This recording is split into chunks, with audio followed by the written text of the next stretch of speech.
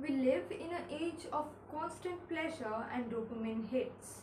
But let me ask you honestly, are we truly satisfied with our lives? For most of us, the answer is going to be a no. And that's because happiness goes far beyond temporary highs. So today, let's uncover what well-being and happiness truly means and how psychology helps us understand, measure, and even enhance it in our lives.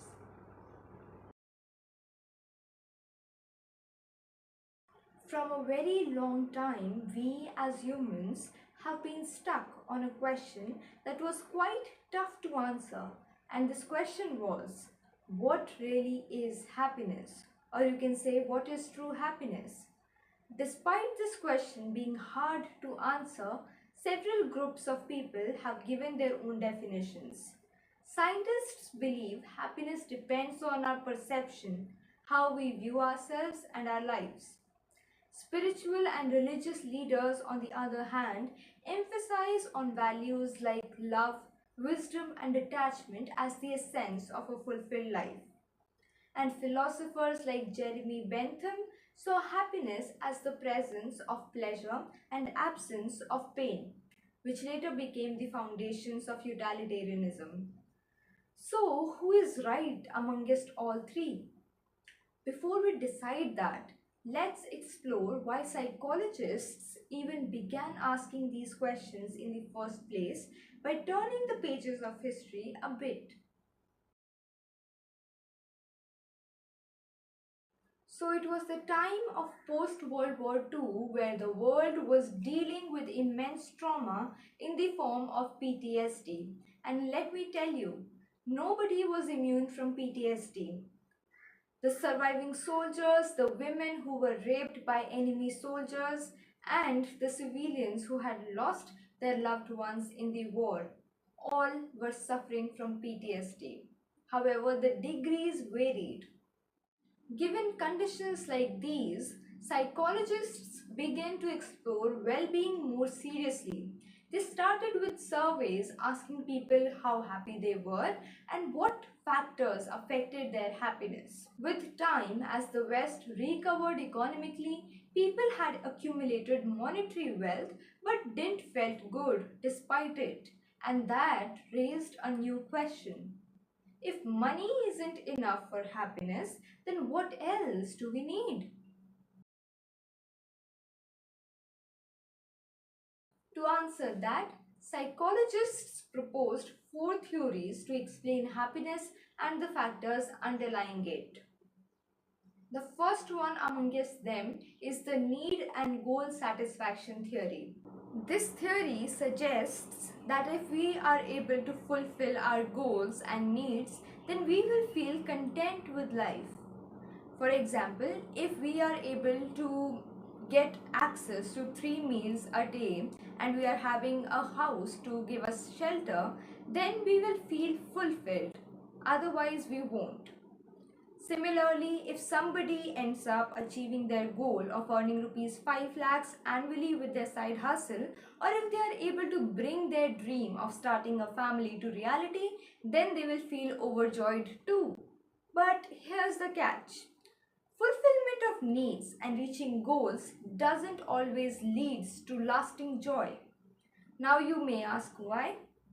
Well, it's because we often compare it with our past. Someone who just had a baby or launched a side hustle might feel overwhelmed and not elated for long because they have now lost their previous freedom. Hence, happiness here is often temporary. The second theory is the process or activity theory. This theory says happiness lies in the process, not the destination. Long-lasting happiness here often comes from being fully engaged in an activity, especially when it's intrinsically motivated. Let's say someone dislikes their 9 to 5 job but are forced to do that because they aren't able to get a better job or their family needs them to support them financially. But this same person finds joy on volunteering at a NGO on weekends. So in their case, They are intrinsically motivated, and even when they do not like their job, they still feel satisfied when they are volunteering at an NGO. The third theory is the personality trait theory. This theory argues that happiness is mostly shaped by our personality. External situations, they come and they go, but our personality traits, they stay stable over time. For instance, someone who is reserved might never show intense joy or sadness despite the events that are happening in their lives. But a more emotionally expressive person might shed tears whenever they are joyful or whenever they are grieving about something. The last one is given by psychologist Wilson in 1967, and it gives a more holistic view than the previous three theories. It is the one which is mostly recognized by all researchers. So Wilson argued that both personality traits and our external conditions, they influence our well-being. This later became the foundation of modern research on happiness. After we got to know about the various interpretations of how happiness can be achieved, the question arises, can we say that we can train ourselves to be happier? Well, the good news is that psychology says yes to this question, but not through shallow self-help advice. Instead, through practicing traits that emotionally hardy people use. To give you some context, psychologist Suzanne Kubasa found that what really sets happy people apart is something called emotional hardiness. She further identified three core traits that emotionally hardy people share. And the good news is that they are learnable. So anyone who is in any given circumstance in any age group, they can learn it. The first trait that Kubasa talks about is commitment. So emotionally hardy people, they stay connected to meaning and purpose even during chaotic situations. The second trait is control. They believe their actions still matter even when life feels unfair to them. The third trait is challenge. They don't see change as a threat, instead, they see it as a chance to grow. I know it might seem really theoretical and not really practical. You might be wondering how I can actually apply these three traits that Kubasa has suggested in my own life. Well, you don't need to worry, because now we are shifting to the segment where I will help you in understanding how we can develop emotional hardiness and how it can help us not only survive tough times but reshape them into stepping stones for ourselves with some practical examples.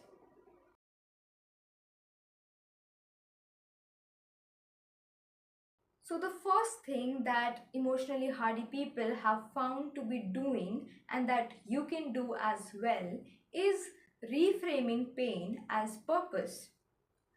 Have you recently lost your job, or you are in the painful process of finding one? Have you lost contact with school friends and find hard to make friends amongst those colleagues at your workplace who gossip behind your back? Do you feel completely exhausted by daily commutation and find no time to work on something relaxing or productive? These things might seem minor on the surface. After all, they are not tragedies, but deeply affect you and your well being. When everyday pain piles up and goes unaddressed, it becomes the silent weight that drags our joy and motivation down. But here's where emotional hardiness comes in, especially the trait of challenge that we have talked about. So instead of seeing pain as a stop sign, emotionally hardy people see it as a signal for redirection and growth. Before we talk about how to deal with that, consider the story of Muniba Mazari, who at the age of 21 met with a car accident and injured her spine, leading to doctors conveying her that she won't be able to paint or conceive a child. But Muniba perceived her survival as a sign of purpose. She picked up a paintbrush, found her voice as a motivational speaker, and became a symbol of resilience across the world. And even though she couldn't become a biological mother, she adopted a son, proving that even when life takes away what we thought we needed, it can give us something just as meaningful, if not more. Her story is a reminder that pain may change the path, but it doesn't have to end the journey.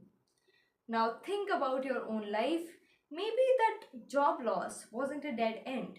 Maybe it was a sign to pursue something more aligned with your values. Maybe the loneliness you feel now is inviting you to reconnect with yourself, and perhaps your frustration with daily commutation is gently urging you to sit back and question whether this is the life you have intentionally chosen for yourself or you just got it. Another thing that emotionally hardy people practice is using setbacks to reinvent themselves. Have you ever faced a setback so unexpected that it shook your sense of identity? Maybe you poured years into preparing for a career only to realize it doesn't fulfill you anymore. Maybe you failed an important exam, missed a once in a lifetime opportunity, or felt that your peers seem to be moving ahead. Or perhaps you have spent so long in a comfort zone that now change feels sort of terrifying and starting over feels impossible. These moments can make us feel like everything is falling apart. But what if, instead of falling apart, things are actually falling into place? This is where the hardiness trait of control comes in. Emotionally hardy people don't believe they control the whole world, but they do believe they control their own steps. Take the story of Bear Grylls, who broke his spine during a parachute jump while serving in the British Special Forces. Doctors warned him he might never be able to walk again, but within 18 months, he defied the odds by climbing a Himalayan peak. And later, he created Man vs. Wild, a show that inspired millions with his survival spirit. His story reminds us resilience isn't just about bouncing back to who you were, it's about choosing who you want to become next.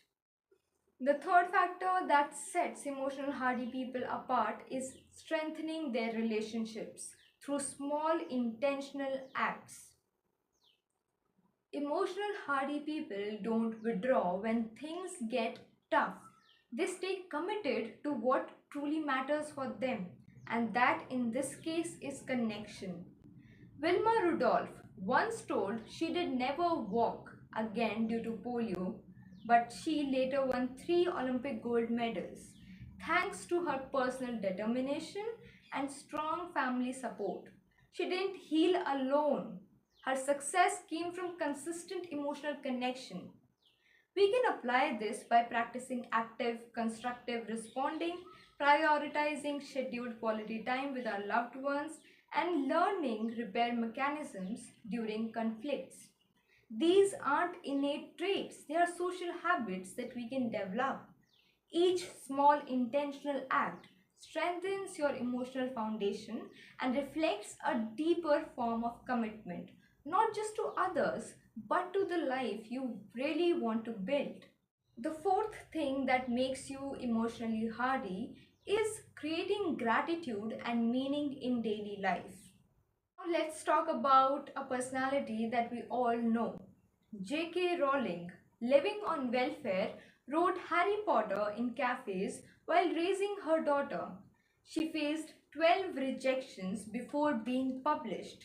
What kept her going wasn't success, it was her sense of purpose and daily gratitude for the chance to write.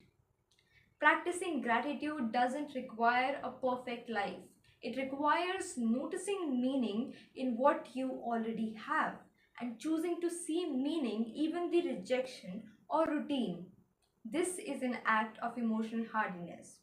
You stay committed to your calling, you face the challenge of uncertainty with presence instead of panicking. Another thing that we can do is cultivate optimism in our lives. Here, psychologist Martin Seligman trained elementary school kids using problem solving exercises. These kids later showed lower rates of depression, proving that optimism is a skill that can be taught early. Even as adults, we can ask, what happened? How did I respond? What can I do better next time to better manage this problem? This is a control based mindset, one of the three pillars of emotional hardiness. Instead of feeling like victims of our lives, we take ownership of how we interpret and respond to the world that is around us. This shift from helplessness to hopefulness is the root of sustainable well being.